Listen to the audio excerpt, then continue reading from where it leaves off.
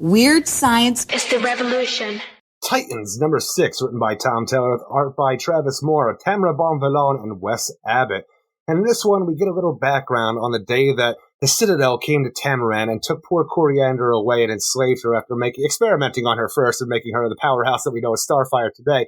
But this is the big thing, is that our big reveal for this issue is that Brother Eternity is this Tamaranian called Xander, who used to work with the royal family on Tamaran, who apparently sold Coriander out with a little bit of new information there, saying that he was the man responsible for selling out all of the pretty much people and Coriander to the Citadel and the Dominator and stuff. So you get more stakes for Starfire to beat the shit out of Brother Eternity. Yeah, it's okay. Again, it's not anything that's going to wow anybody, but We saw his, his face paint crack apart to see, oh my god, he's Tamaranian. And then, get the Necro Star with the Beast Force up. And here we just have the reveal out of nowhere. Here's some more backstory that you never saw before. And he's the bad guy. It does kind of fill in some. We had the idea that this whole thing started mainly when you had some Tamaranian tech kind of destroying the planet. And then they ended up getting involved. So that ends up where then Brother Eternity can say, hey, everybody, get on my rocket ships. We're going to Titan. And then they go there, but then it's revealed. My God, the Necro Star. Yeah, he wanted to unleash the Necro Star. So then you get that, but then that was taken care of. And it seems like as we go forward. Give me back, my God. Yeah, and you're going to have this whole Xander being that, other side of the villainy that he wants to get this Necro Star back, it seems. So, okay, that works out. But it just feels like it's kind of thrown at you here. And while that's going on, the Titans are just kind of hanging.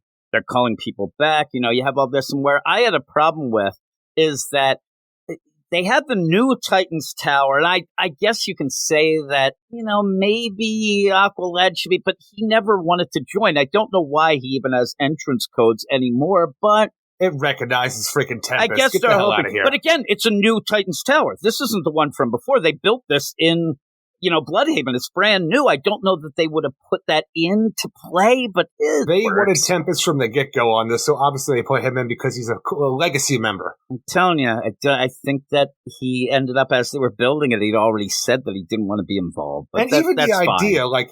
Look, yes, he's mind-controlled right now by Brother Eternity. He's got some kind of mouth monster that's taking him over, like a different kind of spore than we're dealing with the other spore. Monster. It's so ridiculous. Maybe it's a Necro Star spore. I don't know. Does he see rage, Eric? Is it a rage spore? Maybe it's one of those mouth monsters from, Arkham Tower. I don't know. I just know that if his ass walked up the Titans Tower and had to knock on the door, he'd be pissed and everybody would be embarrassed about it.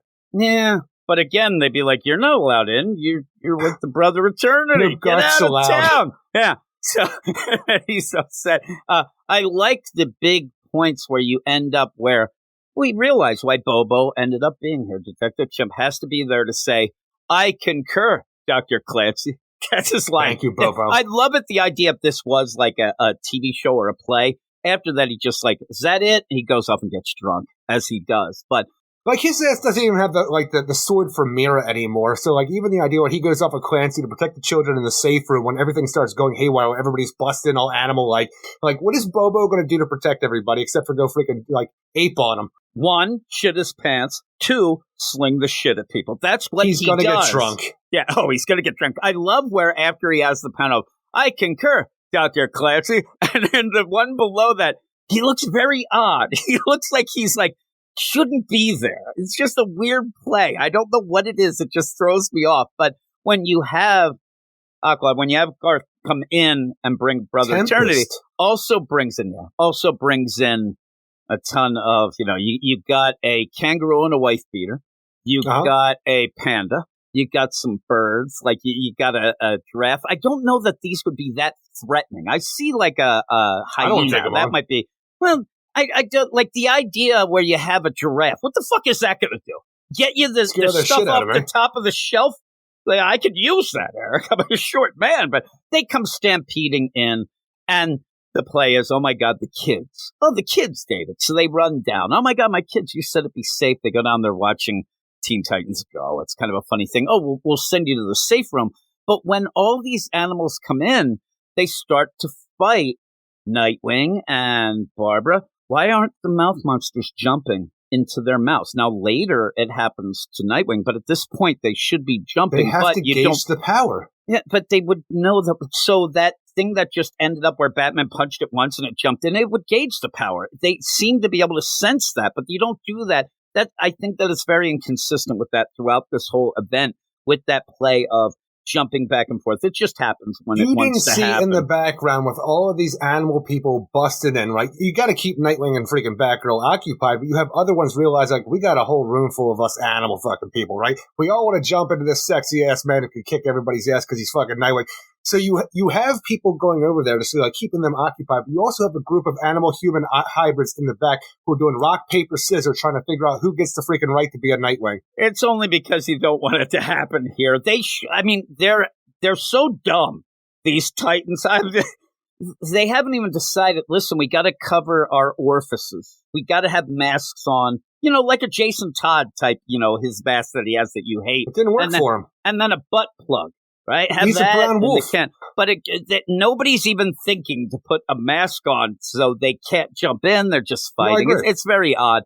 Again, it doesn't ruin anything. It just is odd that you have at some points it happens, at some points it doesn't. But it does up the stakes by this point where you have Batman already locked up as a Wolfman, and by the end of this, Nightwing turned into what looks like a cat boy.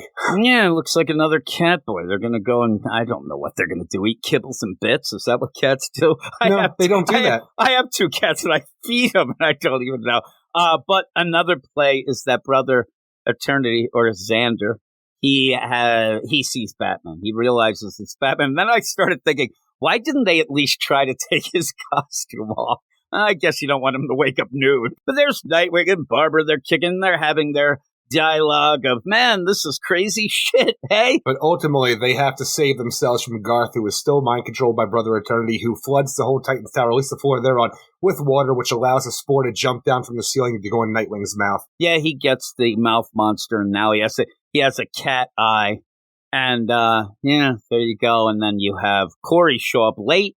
She just blasts the shit out of some spores again. She's got a taste for the spore burning now. And then she goes in and sees, oh, shit, because at this point, Brother Eternity's like, I don't need to do this, guys. And then Corey's like, oh, my God, it's you, Xander. With the orange skin and stuff and the bright green eyes of the Tamarine and stuff like that, when he does start to crack, he almost looks like Blight from the Batman Beyond cartoon. When he gets angry and he starts seeing that green glow behind the makeup. Yeah, and he's he hears a boom tube and he wants to use that. It seems he's going to try to grab Cyborg because he wants to go free. Princess, I want my god back. The Necro Star, and that's his big play. He was trying to free the Necro Star. We didn't really get everything that was happening, but again, it makes more sense than that.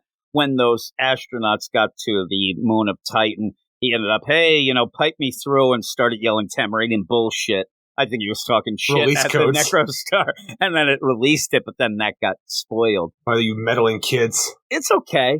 It gives you that little connection. It does feel a little forced, like, oh, by the way, it could have just been some Tamarinian, it's a straight-up continuation, right? To a degree, just focusing more on Titan's Tower from what we had in Beast World number 3, but it's a lot less than what's going on from that. Like, you don't get the feels from this as you did from Beast World. Yeah, maybe it could have just been a Tamarinian priest or something. I mean, to have it be, oh my God, the one guy that was taking care of me, and then, oh my God, you sold me to slavery? Oh my God, you're here?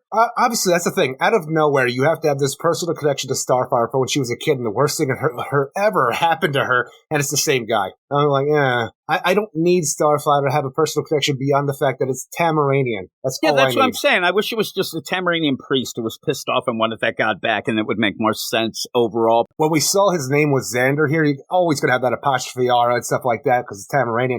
But all I could think about was that Cluan, exactly, the Cluan guy who hung out with Supergirl named Xander. I'm like, oh man, what happened to him? He was cool. He was like a Cluan Han Solo. What would you give this? Ultimately, I like the art in this issue as well, but I don't think this is as strong as the Beast World issue. I like the colors more in this issue, though. The colors do pop a little bit more, I'd say that, because, Corey Anderson, and, even the blue on Nightwing and stuff like that just really pop off the page.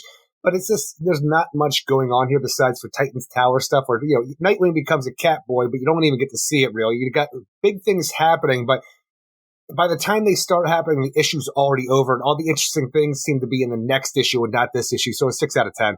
Yeah, I'm going to go 6 out of 10 as well. And I think it's one of those where you're kind of you need to give this information about Xander, throwing in the idea that he ended up, hey, I was the one who put you into slavery. It's like you're really trying to make him a villain, and he already was. Yeah, you start the issue off, here's this new guy you never saw before. By the end, I'm that guy, huh? I like them apples. I have to imagine at some point he'll find a fossilized or just hibernating spore that he'll breed out and find out about the Necrostar, use those spores to control people like Garth or along those lines to find out what his true god is, since Exalt was never there for him. Maybe, but we'll see. We'll see if he has legs, Eric. I don't know. He's standing. He is, but is he standing for the right things, Eric? I don't think he is. Never. Hey, all you weirdos, if you like comic book shows, podcasts, videos, please check the description of this video where you can see links to all of our podcast shows, websites, all of that. And if you want to help us out for everything that we do,